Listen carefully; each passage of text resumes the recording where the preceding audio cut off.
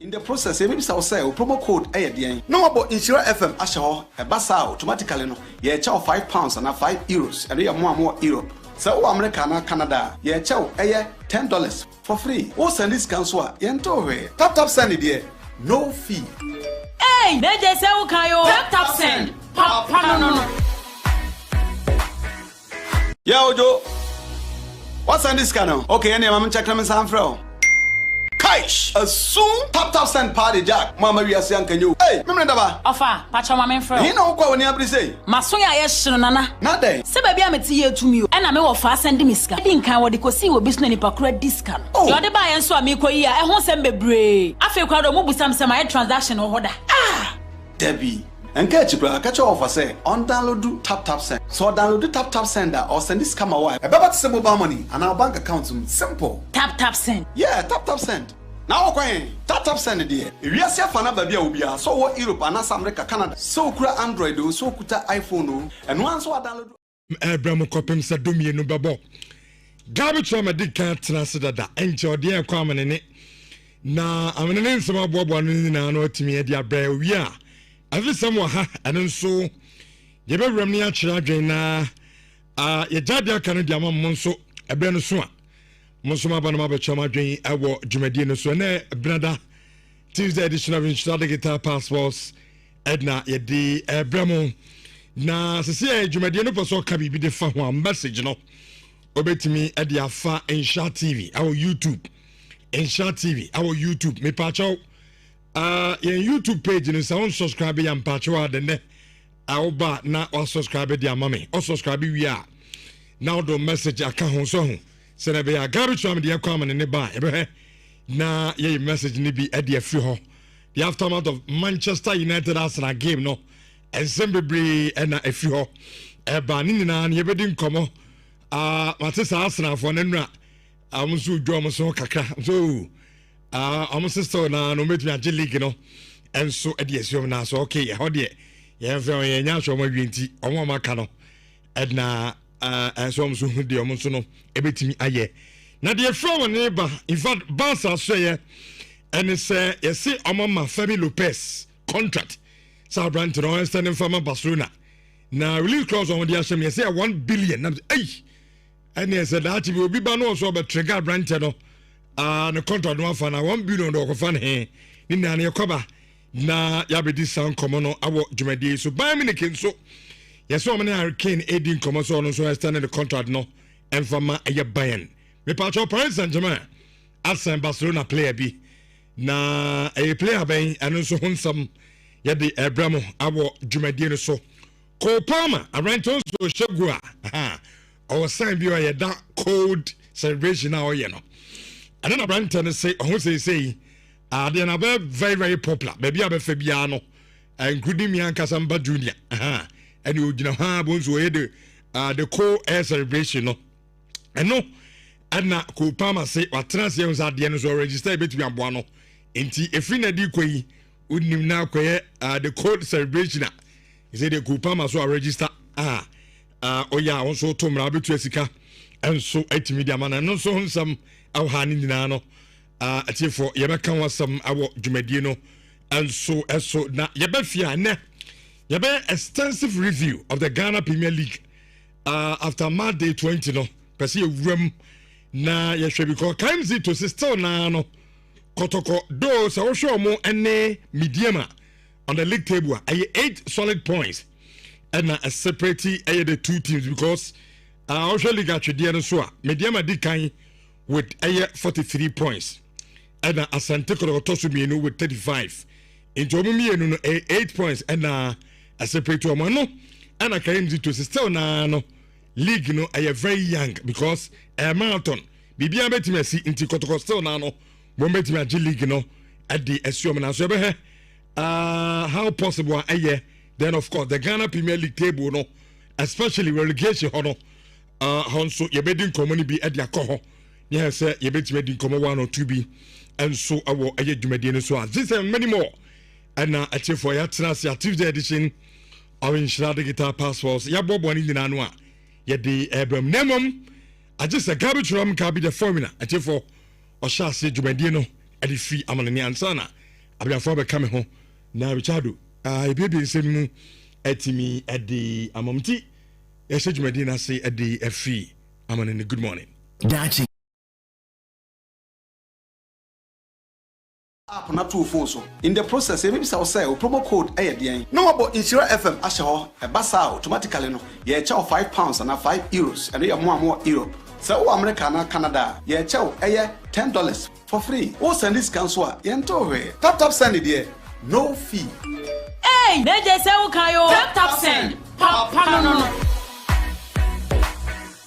yeah ojo what's on this channel okay any am check them some from Kaish, a soon tap send party jack. Mama, we are saying, can you? Hey, remember? Offer, Pacha, my man, friend. You know what when you say? Masoya, yes, Nana. Not day. So, baby, I'm a tea to me, and I'm a fast and miska. I didn't count what the see will be snowing per discount. Oh, you're the buy and so I'm equal. I won't send me brave. I feel quite a move with some transaction or order. Ah, Debbie. And catch your offer say on download tap send. So download the tap sender or send this come away. About the mobile money and our bank account simple. Tap send. Yeah, tap send.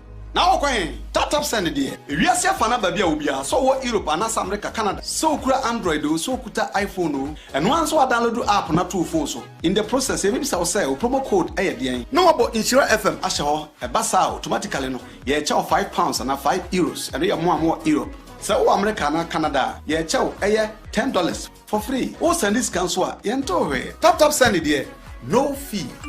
Hey, they just say okay yo tap send. Papa no.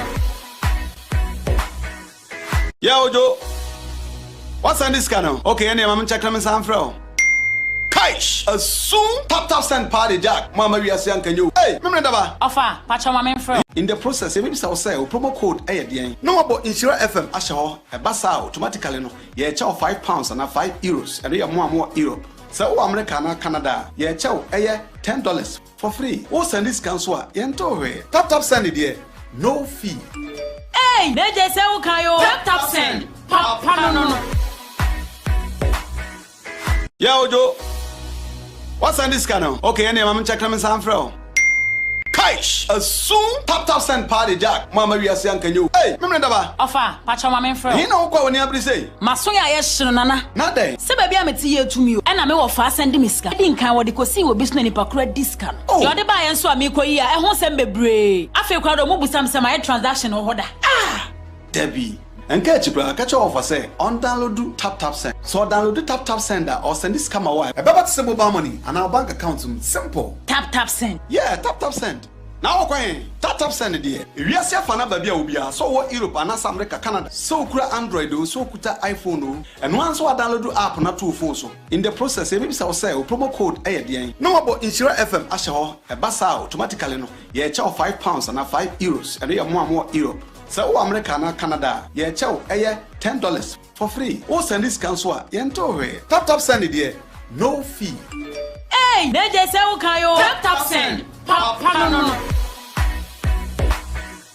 Yeah ojo. from me benya speakers ni mu ne blast o da ho ya wu mi na na ba ni o da correct. Some say as no be engineer no. And I heard you people saying say oh so person who say team no. Yeah. O team ni ya dia ko bo asena. Enyem na mekai. Enyo na kan. Ba so say asena ni pop your kan ka me die. Okay, so ayala kan. Ba wo an gabi. Me make a different thing. Me the man cast so be so testing team na what they are. When make asa fa chukutum. Man fa gu machi mu. Fa gu achi. Ma she city ahye. Asena wo make asa wo don say easy. I'm sorry boss. O ko sorry be o ko room ai. I make ale. Mo to tetelesta ni bi. Devi entu ye wi. O munsia to. Roma for munsia to. Me die na me say no so ntimi show no. Na wo say ntimi nsha asa. Me make I say ntimi show. Any Roma for munsia tetelesta na to. Tetelesta. Because why chair to enyum bi a oto aho. Ejinjawo. Chair to senior. Se Carrick ban na mka chen se Carrick. Akwa back no. Utunufu a wontie. Amorim. Dey foot. Me fra amorim na mka chen se amorim. Team no. Tetelesta anyum de to ne de akopa. Was me minimum tetelesta na so okay. Ye be pam ubon uri tetelesta de ye say adwuma. Uri tetelesta. Carrick by also and sometimes the reason why a yes or the team bema o player no ebini. He understand the team, the philosophy. Too much is poor. Too much is about teams by. Ya both city ya boss and see too much. Walk kwasha Crystal Palace and pay o be wa kunko neba. Carrick by na friend am chairman. Too much is poor. The operation me na me dey. We have 5. What 4? About 2 points. Any away. Why am na? Until Oziana. There we are. Okay. Until Ozo ba nya purpose. Enu team. Say purpose one the group enye no. Na obo team bay. About Charlton Athletic. Why? Charlton enu team. About Brentford. Ya both city about Arsenal. Team no bia so person who so team no has come of age. I go and play them. Okay. Now so team ni hand there. Your team has come of age. Hey. Kofi. Premier League no chance na City. And say the trophy no man. And I think a Villa J trophy ngene. Why? Villa. Aston Villa. Aye. Oh. Eti Kofi dia tiene say Carrick Barnum catch as a chairman. Me na me you preaching. Na na ona ye djuma na minya nkwana. Ma minya analysis money we United it ga jiji dem. Na ki analysis money enjoy. Me chere reason ti am team na yes sir. Some catch us me man with side story. What je na time man me don ka Kofi time. Uni time of radio no so. Time me ha na wo. Uni time room am pacho TV. Eti Carrick Barnum catch say we a former player. Yeah. You understand me. The philosophy of the team, you understand it. See, because stadium be players, no. You bet you to Telesta and you to. When money I did as all African players. Na me start Telesta. Na buna jiso. Yeah. Telesta. Yeah. Arsenal. So person is a Manchester team. Man for Chachanko. Hey! Son, I know the pro game man here you. Third goal. Chacha, Matthias Cunha. Chacha. Acquire player. You want to player. I ran me all over you remember mobile match with Kofi. Who's that? Me ko share ball no our report TV room. I mean Chia boys now report Republic Hall TV room in there. I was excited United fans and Rich, you need to go there especially for United matches. Because we be a as in a Rich when. Key University shuttle drivers na dey be a two no. Thank you very much and Republic Hall. Me ban Rich. Ena me nya call. Me number call. Me say di pa call no. Cha. I dey Rich dey do number move from me na. Say that cha. Rich. Me know Emmanuel Lisa. I say na die. Oda. No be any bibi aka. No be any. Dey be da kasa. Because we games here. Na mo de Real Madrid was several news. Mo de na enyedu. Dey. Na mo de Arsenal de enyedu. Oh David, we training grounds there. We training grounds. Hey. Training grounds. It's no. For Arsenal what surprised you most about the game? Honestly, I didn't watch the game. Because I don't know yase. Oh, okay. Me no fan to na kakra bia. No check it. Na fan for more of us. Na dey na your phone so of how dey ho. Udi nyeko. Baby am adwen da no. Me nya crank ye tu aye na sheda.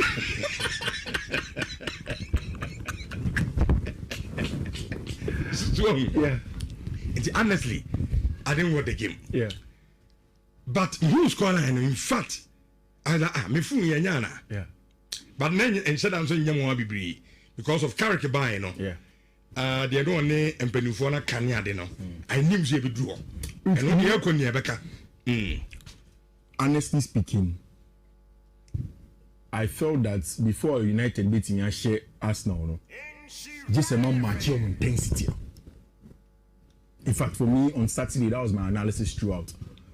Because who's the Arsenal team, we're moving in the sense that who kita ball, that's all in bar, we're a good defensive team. So who's kita ball, also quality attackers to break you down. Or some sort of set pieces, or free kick, or corner kick, or no man getting. That can make him stand out in any game. So then definitely, when you are watching Arsenal play a game of football, obviously, heading, especially given when Okobo Manchester City, this Manchester City team mentioned a team that's in solid form. So for me, that is the first thing that was very important. How are Manchester United going to beat Arsenal when you're unable to match their intensity? Also, since 2019, which most has now. Again, this is the Premier League game. One of the best home defense. Yes, I know. So exactly. So then I would not say any analyst here would have been wrong to say Manchester United cannot win this game. I like the kind of job that Michael Carrick has done since he has come to Manchester United. And in fact, in the last 1 month, I think that psychology and the emotional side of football are underrated. Yeah, and it's true. I agree with you. In fact, I told you that Alvaro Arbeloa, Liam Rosina, and Michael Carrick, and I'll start with Michael Carrick. Rich, nobody's talking about Kobe Mainoo. Yeah. Michael Carrick is a midfielder. Over Manchester United team. Kobe Mainoo is a boy I was saying on the big. As a midfielder, he obviously can convince Kobe and tell him that Jack, you don't need to go anywhere, Kobe. You know where you're doing.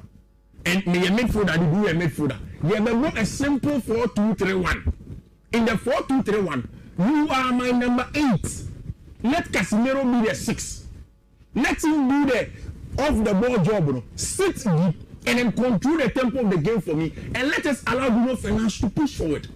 In that, you will be able to push the line behind and then close the spaces. Which all the goals that Manchester United scored in the game, especially if you want to look at it from the numbers point of view, XG Arsenal creating a 1.20. Manchester United XG creating a 0.37. Arsenal bought 15 shots, United bought 10 shots. Arsenal bought 4 on target, United bought 3. 57 possession for Arsenal, 43% possession to Manchester United. It means that Manchester United did the most important thing. Because XG is not important if you've lost the game. Sure. Possession is not important if you've lost the game. United did the most important thing on the night. And I think there are two. One, the psychology of the team. Which, under Ruben Amorim, Manchester United, I did about Kwane Hamu Pan say Yeshamwa, and as I take it now, open it to the Shamu. And I try to go. And till I make a say, Mukran James. Yeah. When Arsenal take an eye 2-2. Yeah. So now United say, look, game we be winning. And you came down from a 1 goal up. And I asked, maybe the honestly speaking, again in the report TV room, Arsenal first goal in Rome, Monsieur Agbena Yapon. Because Arsenal shot 1 every time. I thought it was going to be a more of a defensive job for Manchester United. But United had other plans. Here, which we need also to give credit to Michael Carrick from the tactical point of view in terms of the profiling of Brian Mbeumo. Mbeumo Abo either on the right hand side in that 3-5-2 now, and I said 3-5-3 now we need a modern ball. Since he has come in against Man City and against Arsenal, Abon as a centre forward. Because to be very honest with you, Rich, Mbeumo is Manchester United's most prolific attacker. He has goals one hopper. When he was coming, he has scored 23 goals at Brentford into the goal station. And it is clear here. So what shall your goals are United saying clear cut chances, even for Brian Mbeumo's ball. Aston it was not such an aggressive press. Zubimendi got out of sorts, ball goes back, then Mbeumo passes on it, which an XG of 0.73. And yet Mbeumo's composure, taking out a bench here, your friend David Raya and slotting it on 1-1. And which at that point in time, record by top form. And Mbeumo became the first Manchester United player to score against Arsenal, Man City, Liverpool in the same season since Marcus Rashford in the 22-23 season. What a player. Yeah. I think that if you are discussing best purchases this summer, you can't have that conversation without Brian Mbeumo. Which, in the same light of player profiling, I think that has been some of the low-hanging fruits that Michael Carrick, it is the job of Patrick Dogu. Which Patrick Dogu, the position here there under Amorim. Dogu, now I'm saying, I want to wing back me. Yeah. Now, Okoka Kra, no, I'm going to Kra. On also the problem by the finishing. It's very good Okoka. Yeah. But the finishing, yeah. So see it tells more. Again, and as a wing back, not a more defensive job to do. But what Carrick has done is simple. On the left hand side, Obu will show as the fullback. Okay. And Obu as a winger defender, more or less to give defensive cover to him. But essentially, he has given Patrick Dogu the freedom to go inside, to go and affect the game. So for me, the most important thing Carrick did away from the psychology of the game is also about the player profiling. One is about your friend Brian Mbeumo. Two, Patrick Dogu, most importantly. And again, it comes down to this. How many times under Ruben Amorim did you see Patrick Dogu in this zone? You Patrick Dogu in the central zone. But now your money the freedom to go different kakra, the more attack the kakra to the extent that he could come in central in a transitional play. Now means all commentary now. Patrick Dogu do no commentary. All commentary no. There be a I prefer to do Matthias Cunha. Okay, I will let you play the Matthias Cunha because even me as a Chelsea fan, I felt the goosebumps by popular request. Kofi they say me to me when you join. But Philly, some men say oh, a far. Yeah. No me be against that. At the end of no man be no can say yeah. At the end of it was such a brilliant goal from our brand here friend Matthias Cunha. Solid one par from our brand here your friend Patrick Dogu, sorry. And it was a clear cut goal. And your foul, and your offside, and your BBR, it was a good one. Meaning oh baby mama. Okay. By popular request, where you know, Mammy and when you're part of the go no commentary on me. And I couldn't hear. I wish the same coming, but no couldn't hear. Producer catch him say, okay, couldn't hear, mammy. Tienamo, a Chelsea player, you see, and then I'm down. Because you push your coffee with your strikers, no master, no more Matthias Cunha. That's it. No Musiano, Matthias Cunha, never penny. Manchester United have turned it around. That's a superb strike, and Manchester United have turned it around again to lead again. Matthias Cunha has pulled something very, very special out of his box of tricks. Arsenal 2, Manchester United 3. You see, just before, I don't want us to lose track of this, just before we talk about the Matthias Cunha going any commentary now about it, just look at the heat map of Patrick Dogu.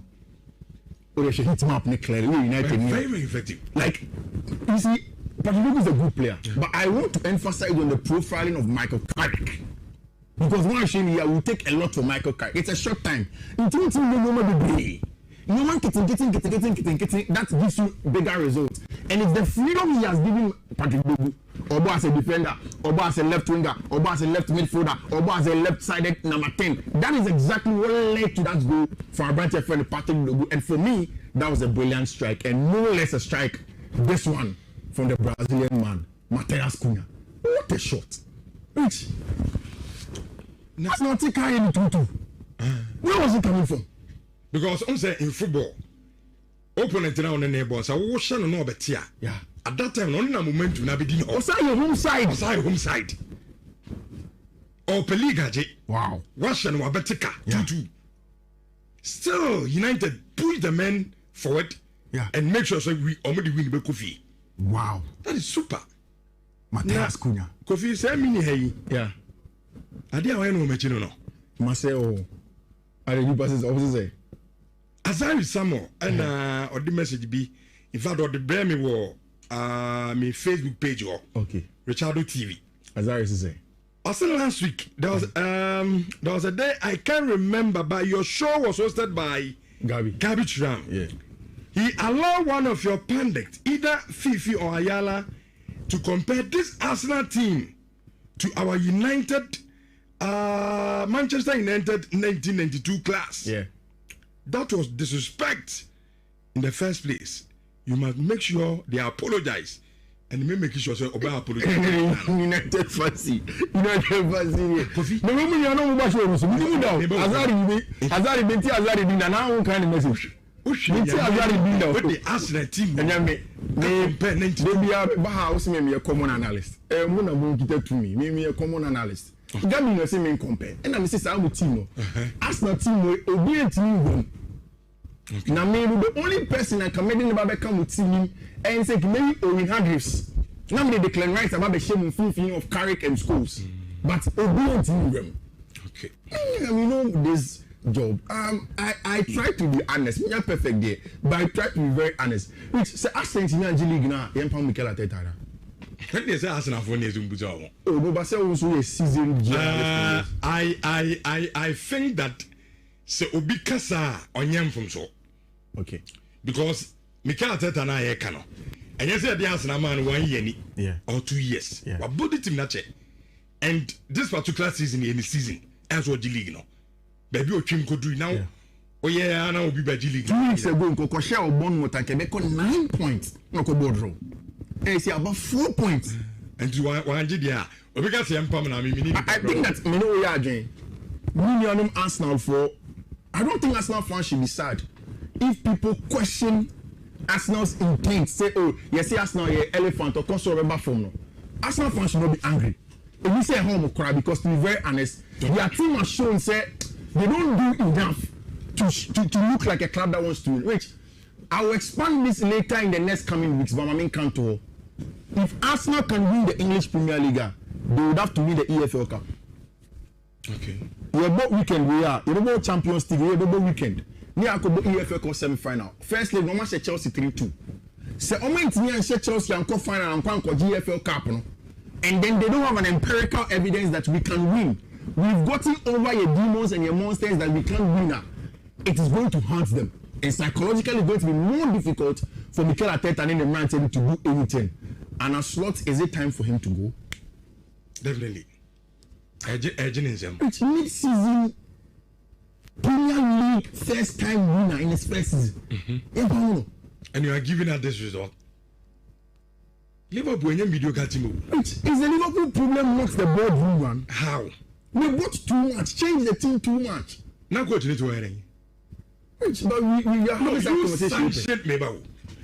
Board for no. I don't think say play beyond the choir no.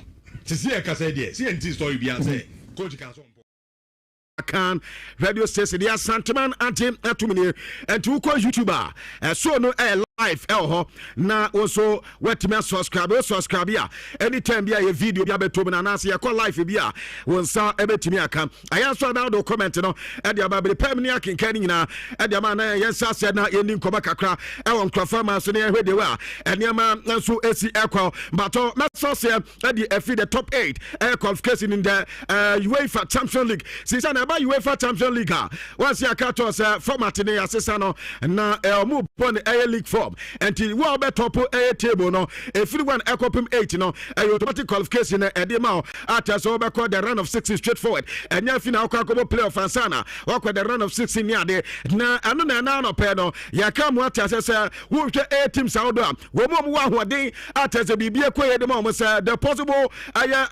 rating ebetimi omo mako top 8 no say na esi etia wo hwe ma Arsenal boboko no obukra 100% in terms of rating so betimi akọ the top 8 anafe ubenya Bayern Munich boboko no wo mo 100% ubenya Liverpool omo dia ne 97% na wanya Barcelona omo kra 87% ana Madrid ekra 85% Manchester City ekra 65% so omo so betimi akọ the first 8 and team anu ye UEFA Champions League table no ana on koba kakra na no pe no make kire ediama wo dwumadie so now ma men twa ne kakra na men koba ni me na ye ni koba kakra na de tenie na matches ni bi abewo ho enti ya be na ye di hu koba kakra na atimi aboa ewo ayensi sha hodo so wo kwa German Bundesliga anu ye 2 matches ana etotwa ewo German Bundesliga St. Pauli boboko no wo any RB Leipzig and edition and we are 7:30 na sa game na trend afro be na feda breme na omo and tie di hofian